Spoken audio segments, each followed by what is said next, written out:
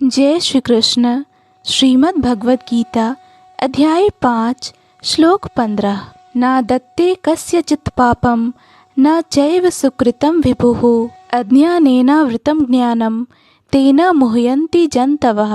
परमेश्वर न तो किसी के पापों को ग्रहण करते हैं न पुण्यों को, किंतु सारे देहधारी जीव उस अज्ञान के कारण मोहग्रस्त रहते हैं जो उनके वास्तविक ज्ञान को आच्छादित किए रहता है।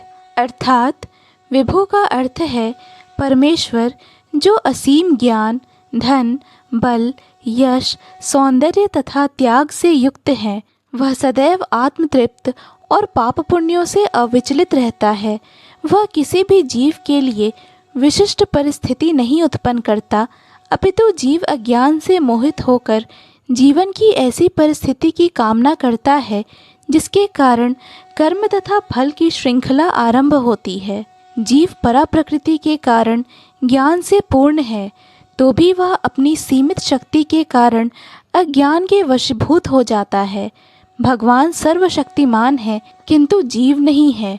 भगवान विभु अर्थात सर्वज्ञ हैं, किंतु जीव अणु है।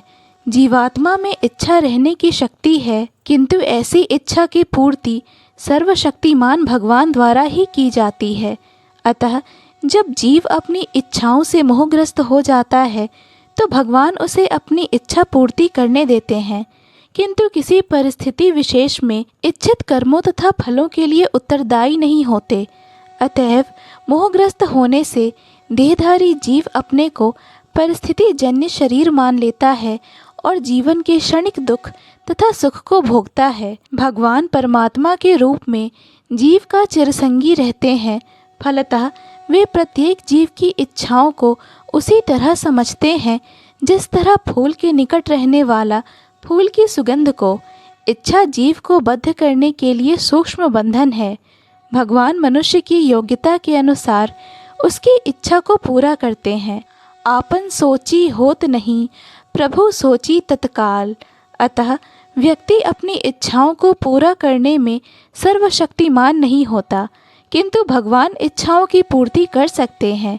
वे निष्पक्ष होने के कारण स्वतंत्र अणुजीवों की इच्छाओं में व्यवधान नहीं डालते, किंतु जब कोई कृष्ण की इच्छा करता है तो भगवान उसकी विशेष चिंता करते हैं और उसे इस प्रकार प्रोत्साहित करते हैं कि भगवान को प्राप्त करने की उसकी इच्छा पूरी हो और सदैव सुखी रहे। जीव अपने सुख दुख में पूर्णतया आश्रित है। परमेश्वर की इच्छा से वह स्वर्ग या नरक जाता है, जिस तरह वायु के द्वारा प्रेरित बादल। अतः देहधारी जीव कृष्ण भावनामृत की उपेक्षा करने की अपनी अनादि प्रवृत्ति के कारण अपने लिए मोह उत्पन्न करता है। फलस्वरूप स्वभावतः सच्चिदानंद स्वरूप होते हुए भी वह अपने अस्तित्व की लघुता के कारण भगवान के प्रति सेवा करने की अपनी स्वाभाविक स्थिति को भूल जाता है और इस तरह वह अविद्या द्वारा बंदी बना लिया जाता है। इसकी पुष्टि वेदांत सूत्र भी करते हैं। वैषम्य नैर्घृण्ये न सापेक्षत्वात् तथा ही दर्शयति। भगवान न तो किसी के प्रति घृणा करते हैं न किसी को चाहते हैं, यद्यपि ऊपर से ऐसा प्रतीत होता है। जय श्री कृष्ण। पूर्ण भगवद गीता के श्लोकों को सुनने और समझने के लिए कृपया इस चैनल को सब्सक्राइब करें। वीडियो पसंद आया हो तो लाइक और शेयर करें।